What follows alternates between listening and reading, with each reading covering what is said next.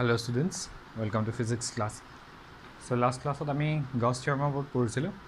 So aji ami eta important topic pori asu, that is application of Gauss theorem. ঠিক আছে Gauss theorem or application upor tomalkor board or exam bahut question ahibo. Apar eta question thakiboi mane. ঠিক আছে etu bahut important topic. So ইয়াৰ ওপৰত আমি চাও. তো আগতে আমি কি কৰিছিলো আমি Coulomb's law apply কৰিও কিছুমান ইলেক্ট্ৰিক ফিল্ড আমি উলিয়াই আছিলো. ওকে Coulomb's law থ্ৰদি আমি ফোৰ্স উলিয়াইছিলো. ফোৰ্স ইউজ কৰি পেলাই কি কৰিছিলো ইলেক্ট্ৰিক ফিল্ডখন ডিফাইন কৰিছিলো নহয় নে আৰু তেতিয়া আমি কি কৰিছিলো সো ইনফাইনাইটলি লাৰ্জ মানে অবজেক্ট এটাৰ কাৰণে সাপোজ আমি কি কৰিছিলো যে এটা ইনফাইনাইটলি লং কন্ডাক্টিং বডি এটা আছে তাৰ কাৰণে আমি কোনবা এটা পইণ্টত ইলেক্ট্ৰিক ফিল্ড উলিয়াইছিলো আৰু এখন ইনফাইনাইটলি লাৰ্জ তোমাৰ সাৰফেস এখন আছিল কন্ডাক্টিং সাৰফেস তাৰ কাৰণে কোনবা এটা পইণ্টত ইলেক্ট্ৰিক ফিল্ড উলিয়াইছিলো তেতিয়া আমি কি দেখিছিলো যে আমাৰ যিবিলাক ক্যালকুলেশনস আছিল তাত আমি বহুত লাৰ্জ ইন্টিগ্ৰেশন কিছুমান কৰিবলগীয়া হৈছিল কমপ্লেক্স হৈ গৈছিল সো Gauss law এপ্লাই কৰিলে কিন্তু সেই গুটেই প্ৰবলেমবিলাক কি হৈ যায় বহুত ইজিলি সলভ হৈ যায় সো Gauss law সেই কাৰণে ইম্পৰ্টেন্ট যে বহুত সহজতে আমি কোনবা টান কোৱেশ্চন বিলাকৰ সলিউশন বিলাক উলিয়াব পাৰিম আৰু বৰ্ডৰ এক্সামতো ইয়াৰ ওপৰত কোৱেশ্চন বহুত আহে ঠিক আছে সো আমি চাও তাৰ ওপৰত কোৱেশ্চন কৰি চাও ফাৰ্স্ট কোৱেশ্চনটো চাও যে এডাল ইনফাইনাইটলি লং কন্ডাক্টিং ওয়্যাৰৰ কাৰণে কোনবা এটা পইণ্টত ইলেক্ট্ৰিক ফিল্ড আমি কেনেকৈ উলিয়াম using Gauss law আগৰ নিয়মটোত নহয় Gauss law ইউজ কৰি সো কোৱেশ্চনটো এনেকৈ আছে suppose find the electric field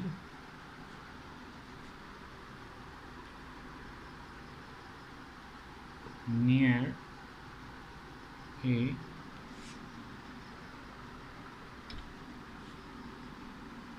infinite long conducting wire using Gauss theorem. Okay, first of all, কি বুলি আছে sir? Find the electric field near an infinitely long conducting wire using Gauss theorem. তো প্ৰশ্নটো তাৰমানে কি কৈছে আমাৰ হাতত এডাল ইনফাইনাইটলি লং কন্ডাক্টিং ওয়্যাৰ ডাল আছে সাপোজ এডাল কন্ডাক্টিং ওয়্যাৰ ঠিক আছে এডাল কন্ডাক্টিং ওয়্যাৰ যেডাল ইনফাইনাইটলি লং মানে এফালেও গৈ আছে ওপৰলে আৰু এফালেও তললে গৈ থাকিব ঠিক আছে ইয়াৰে ধৰিলে এটা ডিসটেন্স স্মল r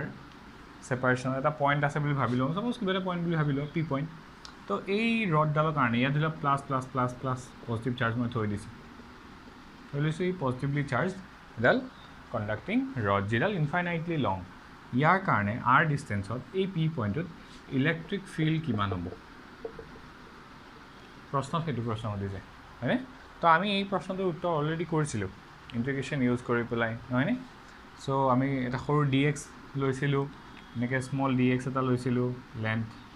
তো dx লেন্থৰ কাৰণে আমি ইলেক্ট্ৰিক ফিল্ড ইয়াত উলিয়াইছিলো তাৰ কম্পোনেন্ট চাইছিলো হয়নে এফালে x কম্পোনেন্ট এফালে y কম্পোনেন্ট এনেকৈ চাইছিলো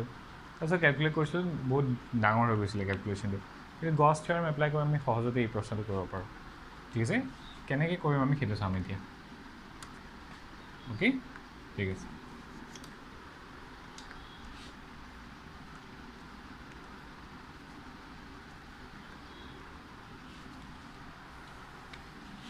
solution first আমি ফিগাৰটো ড্ৰ কৰি লওঁ এডাল ইনফাইনাইটলি লং বুলি ভাবি লবা আৰু মই কি কৰিম ওকে ইয়াৰ পৰা r ডিসটেন্সত এটা পয়েন্ট আছে বুলি ভাবিছো দিস ইজ r ঠিক আছে এটা ইনফাইনাইটলি লং ওকে Gauss theorem টো আসলে কি Gauss theorem মতে আমি কি গম পাইছিলো যদি হে কিবা এটা চাৰ্জ আছে আৰু সেই চাৰ্জটোক যদি কোনোবা এখন সাৰফেসে এনক্লোজ কৰি ৰাখিছে তাৰ সাৰফেসখনে আবৰি ৰাখিছে তাক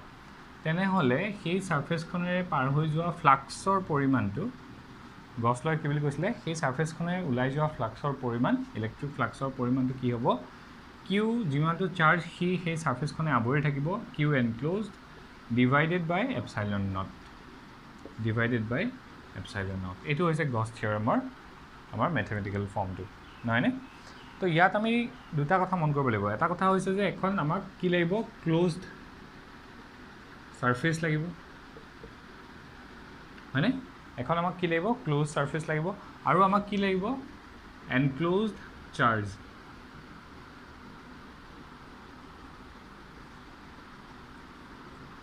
হয়নে তো তাৰ মানে আমাক এখন ক্লোজ সাৰফেস লাগিব আৰু সেই সাৰফেসখনৰ ভিতৰত কি থাকিব লাগিব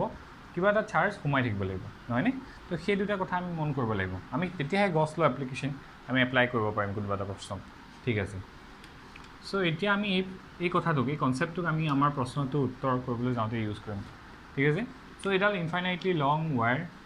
তাৰ কাৰণে আমাক লাগে r ডিসটেন্সত ইলেক্ট্ৰিক ফিল্ড কিমান হ'ব তো মই কি ভাবো মই এখন গছিয়ান সারফেস ভাবি লম ঠিক আছে আৰু নৰ্মালি গছিয়ান সারফেসখন এনেকৈ ভাবো যিখন কি হয় বুলি কৈছিলোঁ মই য'ত ইলেক্ট্ৰিক ফিল্ডৰ যিটো মেগনিটিউড সেইটো ইউনিফৰ্ম হৈ থাকে ঠিক আছে মই যিকোনো এটা ক্লোজ এৰিয়া ভাবি ল'লে কি গছিয়ান সাৰফেস হৈ যাব যদিহে তাৰ ভিতৰত চাৰ্জ এটা সোমাই থাকে কিন্তু মই এনেকুৱাকৈ চিলেক্ট কৰিম যিখনত কি হ'ব ইউনিফৰ্ম হৈ থাকিব ইলেক্ট্ৰিক ফিল্ডৰ মেগনিটিউডটো কেনেকৈ ভাবিম চা সেইটো কৰাৰ আগতে আমি এটা কথা ভাবি লওঁ এইডাল ৱায়াৰৰ কাৰণে এইডাল যদি পজিটিভ ৱায়াৰ হয় ইনফাইনাইটলি লং ঠিক আছে ইনফাইনাইটলি লং পজিটিভ ৱায়াৰডাল সাপোজ এডাল ওকে ইয়াৰ পৰা ইলেক্ট্ৰিক ফিল্ডবিলাক কেনেকৈ ওলাব বাৰু আউটসাইডলৈ কমপ্লিটলি চব ফালে ইফালে ওলাব এনেকৈ ইউনিফৰ্মলি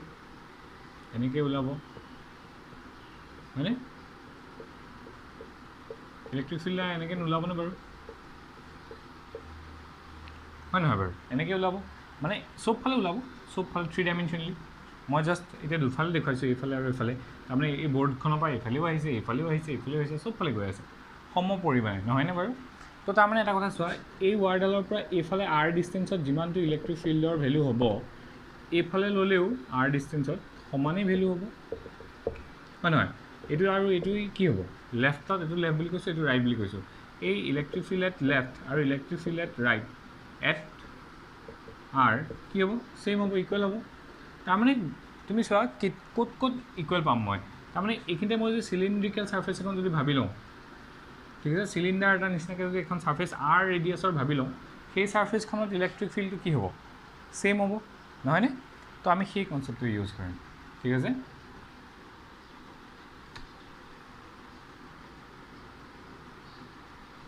ওকে সো মই কি কৰিলোঁ r ডিসটেন্সত মই এডালটো ইনফাইনাইটলি লং সো মই কি কৰিলোঁ r ডিসটেন্সত মই এটা সিলিন্ডাৰ মই কল্পনা কৰি ল'লোঁ ওচৰত আছে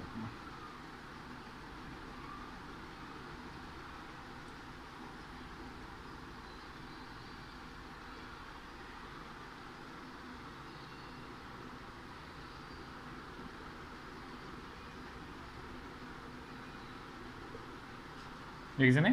তো ইয়াৰ ৰেডিয়াছটো কিমান বুলি কৈছোঁ মই r মানে ইয়াৰ যিটো ব্ৰেডটো সিলিন্ডাৰটোৰ সেইটো কিমান হ'ব r এতিয়া তুমি চোৱা এই সাৰফেসখন যিখন কাৰ্ভ সাৰফেস হ'ব তাত প্ৰত্যেকটো পইণ্টতে ইলেক্ট্ৰিক ফিল্ডৰ মেগনিটিউড একে নহ'বনে একে হ'ব ঠিক আছে সেই সাৰফেসখনৰ ওপৰতে এটা পইণ্ট আছে যিটো পইণ্টত আমি উলিয়াবলৈ বিচাৰি আছোঁ এতিয়া চোৱা ইলেক্ট্ৰিক ফিল্ডৰ ডাইৰেকশ্যন কি হ'ব এইফালে এনেকুৱা হ'ব আউটৱাৰ্ড ডাইৰেকশ্যনত আৰু প্ৰত্যেকটো পইণ্টতে ইউনিফৰ্ম এইখন সাৰফেস এটা সাৰফেস তিনিখন হ'ল এইটোতো ক্লোজ সাৰফেস বুলি ভাবি লৈছোঁ মই নিজে কল্পনা কৰি লৈছোঁ যে ই কি হয় ক্লোজড এৰিয়া এটা এইখন এখন সারফেস আছে দিছ ইজ S1 বুলি ভাবিছোঁ এইখন এখন সারফেস আছে সেইখিনি S2 আৰু এই সাৰফেসখনক মই নাম দিছোঁ S3 ঠিক আছে S3 এতিয়া চোৱা মই এই সাৰফেসখনৰ এটা সৰু এলিমেণ্ট লৈছোঁ সৰু এৰিয়া এলিমেণ্ট লৈছোঁ তাক মই নাম দিছোঁ DS1 এই DS1 সাৰফেসখনৰ ডাইৰেকশ্যনটো কেনেকুৱা হ'ব আপৱাৰ্ড ডাইৰেকশ্যনত DS1 নহয়নে দিছ ইজ S1 সাৰফেস ঠিক আছে আৰু S2 সাৰফেসখনৰ যদি মই সৰু এলিমেণ্ট এটা লওঁ তাৰ পাৰপেণ্ডিকুলাৰডাল কেনেকৈ থাকিব DS2 তললৈ থাকিব এই ডাইৰেকশ্যনটো ইলেক্ট্ৰিক ফিল্ডৰ ডাইৰেকশ্যন কেনেকুৱা হ'ব এইফালে এই পইণ্টটো ইলেক্ট্ৰিক ফিল্ডৰ ডাইৰেকশ্যন কেনেকুৱা হ'ব এইফালে S1 সাৰফেস হয়নে ধৰিব পাৰিছা নিশ্চয় S2 সাৰফেস হয়নে তো ইয়াত চোৱা ইয়াত সাৰফেসখনৰ লগত ইলেক্ট্ৰিক ফিল্ডৰ সাৰফেসৰ ডাইৰেকশ্যনটো কি হৈছে 90 ডিগ্ৰী ইয়াতো কি হৈছে 90 ডিগ্ৰী আৰু ইয়াত যদি মই এখন অকণমান সাৰফেস এটা কল্পনা কৰি লওঁ এইখিনি এৰিয়াত এইটো কি হ'ব ds3 তাৰ ডাইৰেকশ্যন আৰু ইলেক্ট্ৰিক ফিল্ডৰ ডাইৰেকশ্যন কি হ'ব সেম ডাইৰেকশ্যন থাকিব দুইটা হয় নহয় বাৰু দুইটা সেম ডাইৰেকশ্যনত থাকিব তো তোমালোকে ধৰিব পাৰিছা আমি ফ্লাক্স যেতিয়া উলিয়াবলৈ গৈ থাকিম কণ্ডিশ্যনটো তেনেকুৱা হৈ থাকিব অ'কে চ' আমি কি কনচিডাৰ কৰিলোঁ we have considered a cylindrical surface যাৰ লেন্থটো কি হ'ব এটা চিলিণ্ডাৰ কল্পনা কৰি লৈছোঁ যাৰ লেন্থটো ছাপ'জ এল স্মল এল লেন্থৰ এটা চিলিণ্ড্ৰিকেল ছাৰ্ফেচ আমি কল্পনা কৰি লৈছোঁ ঠিক আছে তো আমি এতিয়া কথাখিনি লিখি লওঁ চ' কি হ'ব as shown in the figure we consider an infinitely long conducting wire with linear charge density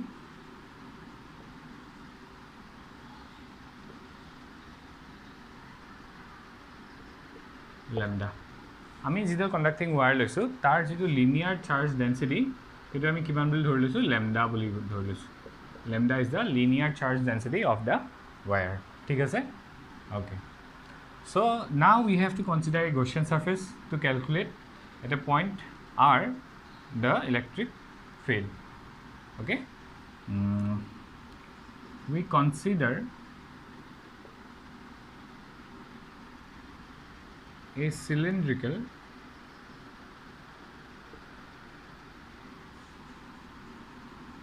Gaussian surface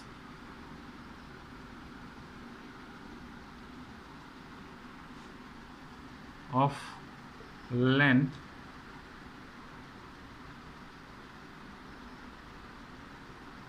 L and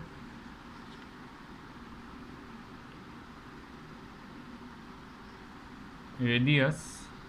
small r তাৰ মানে এখিনি পৰা এখিনিলৈকে যেটো আমি সাৰ্কুলাৰ হেইটো লৈছো সিলিন্ডাৰটো ৰেডিয়াসটো কিমান হ'ব স্মল r ঠিক আছে ৰেডিয়াসটো হ'ব স্মল r ঠিক আছে এখিনি ধৰিব পাৰিছা এখিনি হৈছে কিমান স্মল r ৰেডিয়াসটো স্মল r আৰু তাৰ লেন্থটো কিমান হৈছে লেন্থটো হৈছে l লেন্থৰ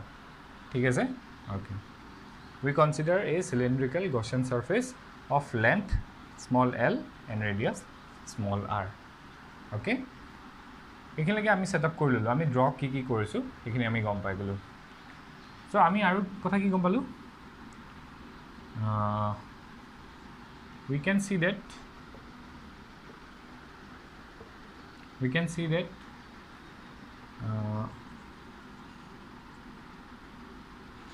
the angle between electric field and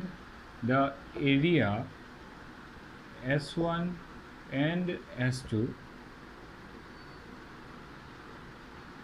are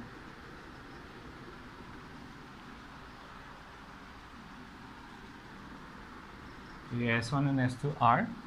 90 degrees মানে কি লিখি আছো যে S2 আৰু S1 ৰ লগত যেটো ইলেক্ট্ৰিক ফিল্ডৰ ডাইৰেকশন আছে এটা কিমান হৈ আছে এংগল কিটা 90 ডিগ্ৰী হৈ আছে ওকে এখিনিলৈকে তোমাকে নোট ডাউন কৰি ল ফাৰ্স্ট এখিনিলৈকে নোট ডাউন কৰি ল ওকে নাও কেনে কৰিম আমি তাৰপিছত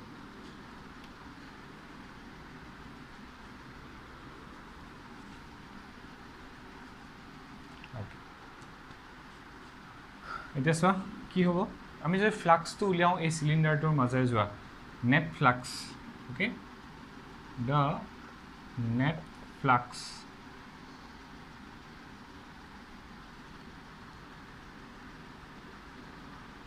through the cylindrical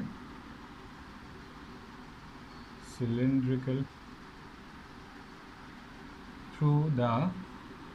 closed cylindrical area is কি হ'ব net flux যদি মই চাবলৈ যাওঁ মই কি কৰিম phi e equals to integration of e dot ds হ'ব লাগিব নহয় নে এতিয়া চাই ইয়াত এৰিয়া কেটা আছে তিনিটা এৰিয়া আছে এখন সাৰফেস এখন সাৰফেস এখন আৰু এখন কাৰ্ভ সাৰফেসখন হয় নহয় সো মই কি কৰিছো প্ৰথমতে ইন্টিগ্ৰেট কৰিছো ফাৰ্স্ট সাৰফেসখনত E dot ds small ds লৈছো তাক ইন্টিগ্ৰেট কৰিছো তাৰমানে গোটেই সাৰফেসখনৰ লগত হৈ যাব নহয় নে plus integration of E dot ds2 তলৰ কাৰ্ভ সাৰফেসখন মানে হেই সাৰ্কুলাৰ সাৰফেসখনৰ কাৰণে এখন ফাৰ্স্ট এখন second plus integration of E dot ds3 হলে থাৰ্ড যিখন কাৰ্ভ সাৰফেস তাৰ লগত ইয়াত চোৱা ইয়াত ই ডট ds ৰ ভ্যালু কি হ'ব বাৰু ই ডট ds ৰ value E ds1 cos of 90 degree আহিব integration of E ds cos 90 degree এই ডট প্ৰডাক্টৰ ভ্যালু নহয় নে তো ইয়াৰ পৰা cos 90 মানে কি হ'ব 0 হৈ যাব তো আলটিমেটলি এটো কি হৈ যাব 0 হৈ যাব স্টিল মই লিখি থৈছো বাৰু সিমিলাৰলি ইয়াতো কি হ'ব ই ds2 cos 90 ডিগ্ৰী আৰু থাৰ্ড পাৰ্টৰ কাৰণে আমি কি পাম plus integration of E ds3 cos of 0 degree cos 0 degree মানে 1 নহয় নে cos 0 ডিগ্ৰী মানে 1 এখিনলৈকে চোৱা এখিনলৈকে ঠিকই আছে ওকে ইয়াত ইলেক্ট্ৰিক ফিল্ড প্ৰত্যেকটো পইণ্টতে কি হ'ব ইউনিফৰ্ম হ'ব হয় নহয় ইলেক্ট্ৰিক ফিল্ড ইউনিফৰ্ম হ'ব মানে এই কাৰ্ভ সাৰফেসখন তো আমি হেতু এই ইটো কনস্ট্যান্ট বুলি ভাবি ল'ব পাৰিম এটোটো ভ্যালুটো 0 পাম ইয়াৰ ভ্যালু 0 পাম আলটিমেটলি মই কি পামগে ৰ্যাপ কৰি দিম এখিনি তো আলটিমেটলি মই পামগে this is equals to integration of e ds3 কাৰণ cos 0 ভ্যালু 1 বুলি লিখিলো তো e to constant value e to বাহিৰলৈ গুছি আহিলে integration of ds3 মই যদি এই কাৰ্ভ সাৰফেসখনৰ যদি ইন্টিগ্ৰেট কৰো তো টোটাল সাৰফেসখনৰ এৰিয়া নাপাম নে আৰু টোটাল সাৰফেসখনৰ এৰিয়াটো আমি কেনেকৈ উলিয়াব পাৰো সিলিন্ডাৰ এটা কাৰ্ভ সাৰফেসখনৰ এৰিয়াটো কি হয় 2 pi r into l l মানে হৈছে তাৰ লেন্থটো তাৰ লেন্থটো l বুলি আছে সো আমি কি পাম e into 2 pi r into l নহয় নে phi a this is equation number 1 ঠিক আছে একেলগে ওকে হল ৰ্যাপ কৰি দিও ওকে এটো মনত ৰাখিব একেলগে ইকুৱেশ্যন নম্বৰ 1 এতিয়া যদি আমি গছ থিওৰেম এপ্লাই কৰো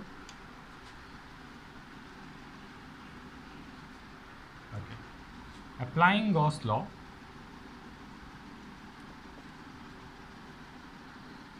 Gauss theorem কি হ'ব Gauss theorem কি কয় যে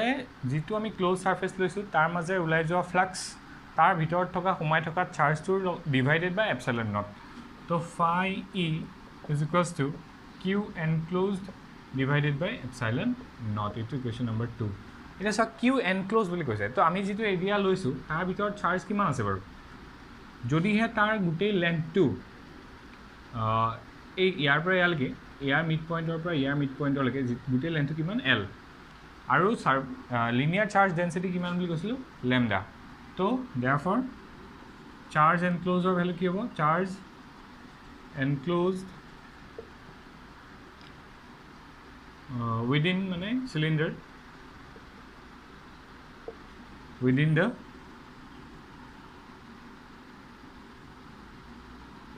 cylindrical area q is equal to কি হ'ব lambda into l unit charge unit length at lambda থাকে তো l length কিমান থাকিব lambda into l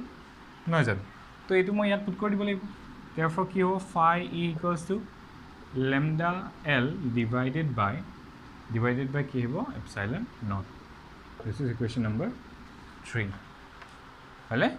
therefore এটো কৰবা পালো আমি এটো পালো কি Gauss theorem এপ্লাই কৰি নহয় জানো Gauss theorem এপ্লাই কৰি আমি পালো যে ইখিনি পৰা ইখিনি লাগে এইখিনি লেন্থত কিমান চাৰ্জ সোমাই আছে lambda into l number of charge সোমাই আছে ঠিক আছে ওকে এতিয়া সোৱা এই এৰিয়াটো মাজে উলাই যোৱা ফ্লাক্সটো অলৰেডি আমি ক্যালকুলেট কৰি থৈছো আৰু তাৰ লগত ইকুৱেশ্যন নম্বৰ 1 ত লিখি থৈছো আৰু ইকুৱেশ্যন নম্বৰ 3 ত আমি এটো ভ্যালু পাই আছো নহয় নে তো ইয়াৰ পৰা আমি কি পাম sir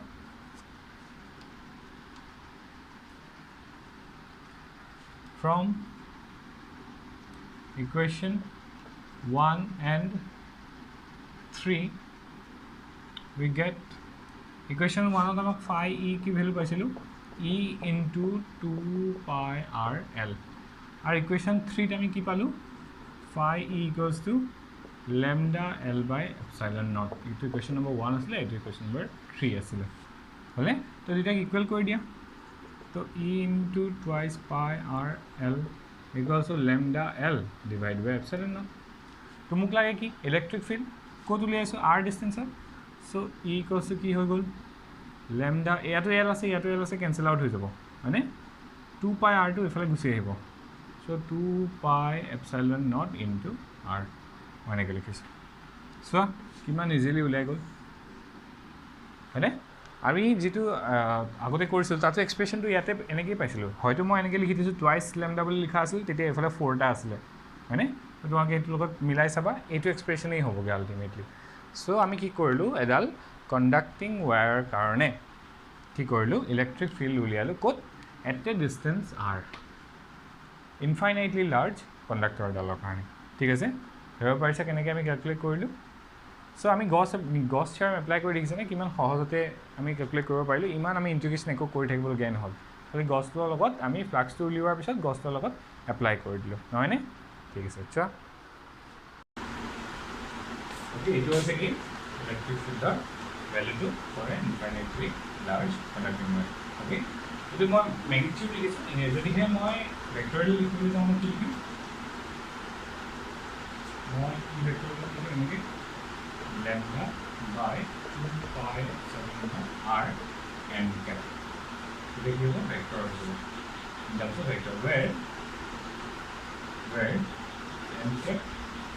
is the direction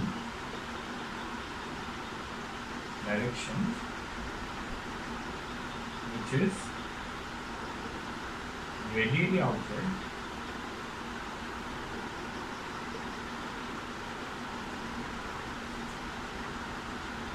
to the conducting wire.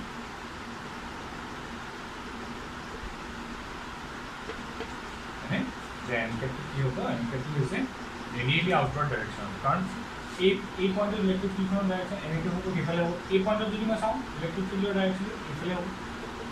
radially outward direction. So खाली radially outward direction आता है, ठीक है सर? So magnitude तो वैसे ये तो, और vectorially लिखिले n के लिए ঠিক আছে, এইটো বহুত সহজ হৈ গ'ল নহয়নে? আমি যিটো আগতে কৰিছিলোঁ তাত আমি ইনক্লুড কৰিব লাগে ফ্ৰম থিটা এংগেল এটা ধৰিবলগীয়া হৈছিলে, কমপ্লেক্স হৈ গৈছিলে, এতিয়া চাওক কিমান ইজিলি ওলাই গ'ল। ঠিক আছে, চ' আমি নেক্সট ক্লাছত গছ ল' এপ্লিকেশ্যন আৰু কিছুমান চাম, ইনফাইনাইটলি লাৰ্জ প্লেইন শ্বীটৰ কাৰণে কেনেকৈ হ'ব, স্ফেৰিকেল শ্বেলৰ কাৰণে কেনেকৈ হ'ব, এটা স্ফেয়াৰ কণ্ডাক্টিং স্ফেয়াৰ এটাৰ কাৰণে কেনেকৈ হ'ব, এইবোৰ কুৱেশ্যনছ আমি নেক্সট ক্লাছত আকৌ চেক কৰিম। অ'কে, চ' ইয়াৰ প্ৰতি তোমালোকৰ কিবা ডাউট থাকে মোক দিবা অনলাইন ক্লাছত। ঠিক আছে, আজি ৰাতি থ্যাংক ইউ।